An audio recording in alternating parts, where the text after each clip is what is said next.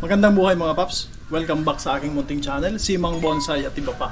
So ngayong araw mga paps ay first or initial styling tayo nitong aking bonsai material na Ficus retosa. Ito mga paps ay galing sa cuttings. So ayan, so initial styling muna. So actually nung hindi ko pa nilalagay ito rito, nakaano na siya. Nilagyan ko na ng mga curve. So ngayon i-style natin siya. So tara mga paps.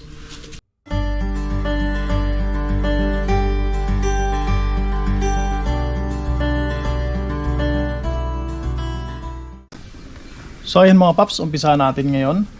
Mag-uumpisa ako ng pag-workshop dito sa baba, ano. So itong mga branches dito sa pinakababa ay hindi ko yan kailangan mga paps dahil sobrang malapit sa base. So tatanggalin natin yan.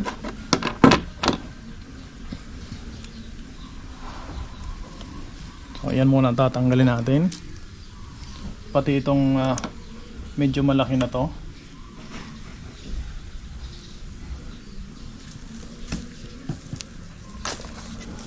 Ayun. So pwedeng gawing cutting mga paps kasi meron na siyang ugat. Pero maliit pa, hindi ko na kailangan yan. Yun. So nalinis na natin. Yan, nalinis na yung pinakababa. Ngayon dito tayo pupunta naman sa, bali ito na yung pinaka first branch ko, itong nandito. So meron yung mga 4 o 5 branches. So tatanggalin ko yung iba, iiwanan ko lang yung 2. So itong pinakamalapit sa base ng branch na yan, tatanggalin ko rin ito, mga nagpatong-patong sa isang location, pati itong nasa ilalim. So ayan na, meron na siyang 2. Mapapansin nyo yun mga paps, naghati siya sa 2. So lilinisin ko lang itong dulo.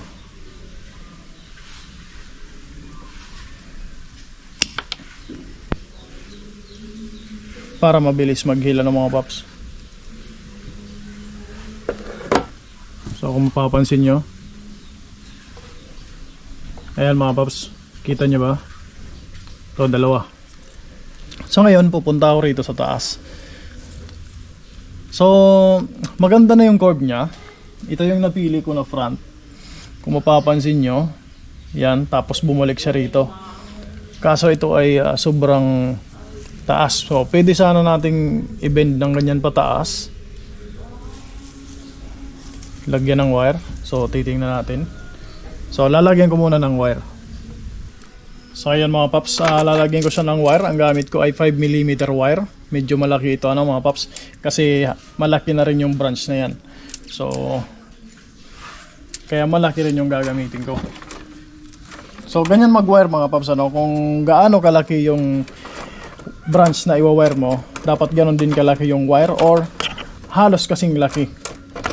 Kung wala kayong mga wire na kasing laki ng i-wire nyo na branch, pwede nyo pong doblehin yung wire para makayanan yung i-bend. Kasi kung hindi niya rin naman mabibend, ay sayang lang din naman yung pag-wire nyo.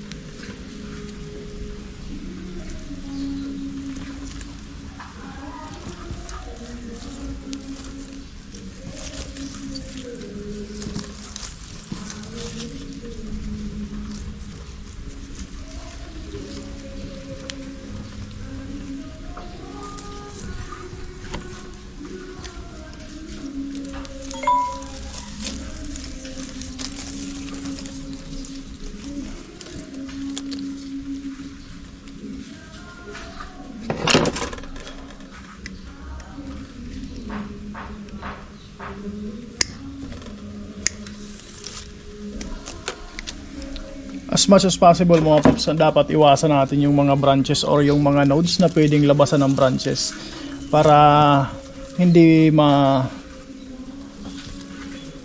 masayang yung mga nodes na yun, ano, kasi pag lumabas doon yung branches, pwede pa nating magkuha ng style, pwede tayong doon kumuha ng style. Pero kung hindi maiwasan at saka hindi mo naman kailangan yung mga branches na madadaanan ng wire, pwede natin tanggalin mga paps. So ayan, na-wire ko na. Ngayon ay re-reposition ko siya.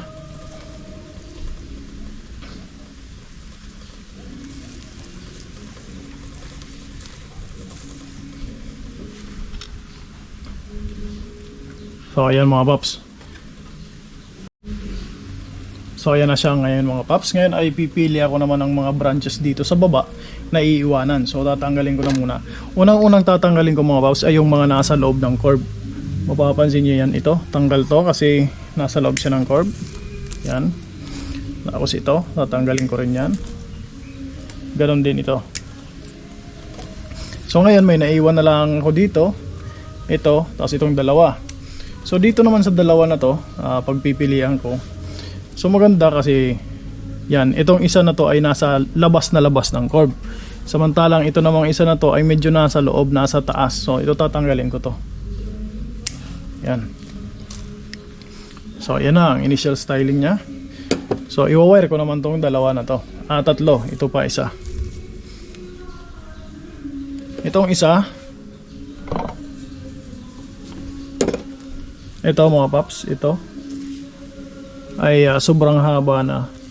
So meron namang mga shoots dito na maliliit. So puputulan ko na yan para umiksi hanggang dyan sa mga shoots na yan, yan.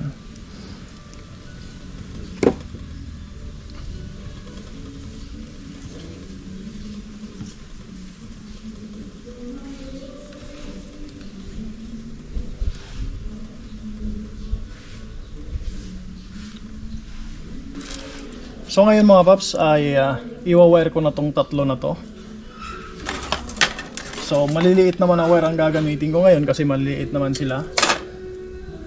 So dito muna tayo sa 2mm. Itong gamit ko, ito ay 5mm. Yung una.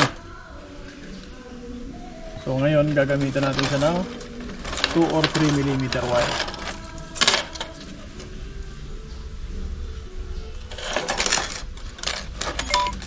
Itong dalawa dahil maliit ay pwede kong gamitan itong maliit din.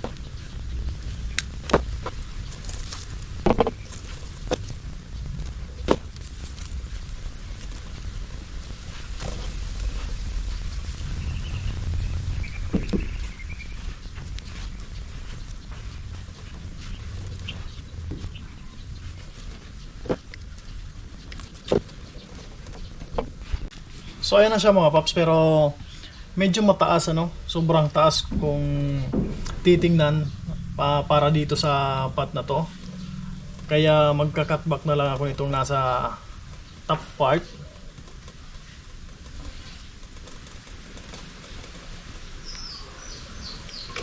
So ayan lang muna. Dito ay magka-cutback na ako.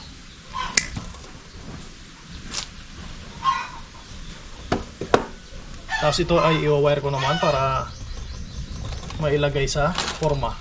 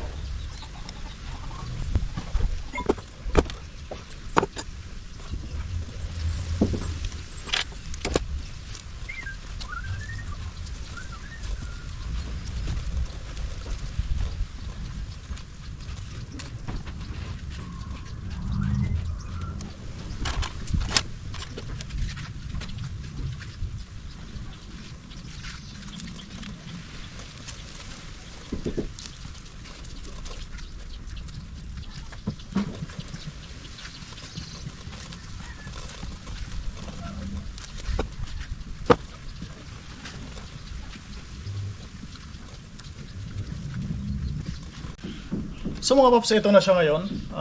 Distributed na yung mga branches. Yan, paikot. So although mahaba pa yung iba, pagka naka-recover na yan at medyo malaki na, nasa tamang size na yung mga branches, ay magka-cut back na ako yan. So ngayon mga paps ay ipapakita ko ng malapitan. So ayan siya mga paps, ayan yung front niya. Tapos meron siyang branch dito sa baba. Ito ay magiging magpupuno rito. Pero hindi ko muna siya winar para lumaki pa ng konti. Pag medyo malaki na, i-wire ko na. So ayan. 3-dimensional siya, lahat ng sides ay mayroong nakadistribute yung branches.